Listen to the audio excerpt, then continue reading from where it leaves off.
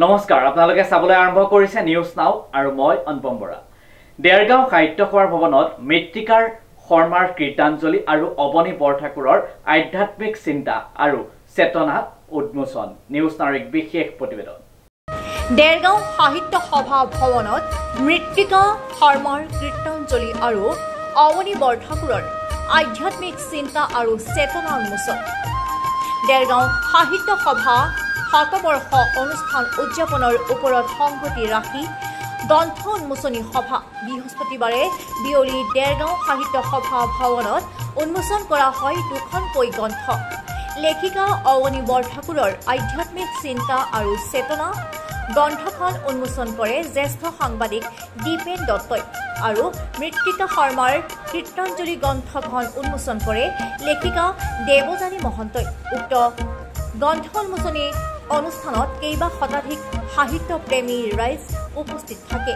বিশিষ্ট সাহিত্যিক নুৰুল চুলতানৰ সভাপতিত্বত অনুষ্ঠিত গ্ৰন্থ উন্মোচনী সভাত দেৰগাঁও সাহিত্য সভাৰ সভাপতি অজিত চন্দ্ৰ দত্ত, সম্পাদক বিচিত্ৰভূষণ কলিতা, উদযাপন সমিতিৰ সম্পাদক জিহান জংগম বৰা, সুৰেন্দ্ৰ মোহন হাজৰিকা, চৌধুৰী নাথ শইকীয়া, লাৱণ্য বৰা, কবি ধ্ৰুৱ বৰা, অমৰ বৰুৱা আদি কেইবাগৰাকী বিশিষ্ট ব্যক্তিয়ে অংশগ্ৰহণ কৰে।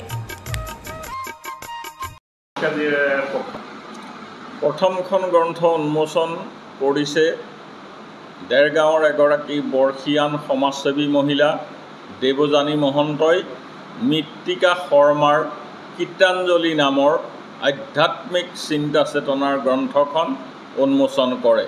দ্বিতীয়খন গ্ৰন্থ আধ্যাত্মিক চিন্তা আৰু চেতনা শিক্ষাব্ৰতী অৱনী বৰঠাকুৰে লিখি উলিয়াইছে।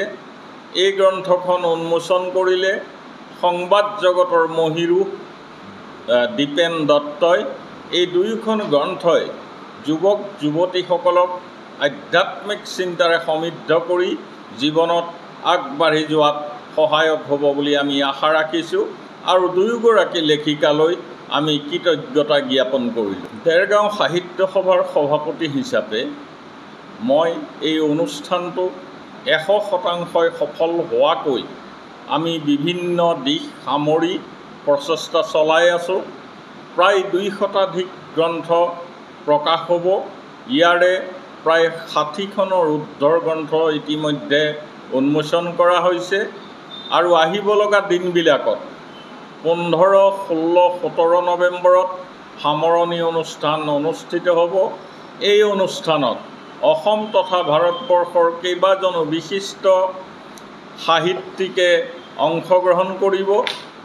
এই অনুষ্ঠানলৈ দেৰগাঁও তথা অসমবাসী ৰাইজৰ পূৰ্ণ সহায় সহযোগিতা আমি দেৰগাঁও সাহিত্য সভাই কামনা কৰিছোঁ। দেৰগাঁৱৰ পৰা নৱজ্যোতি ভৰালীৰ ৰিপৰ্ট, নিউজ নাও 24/7।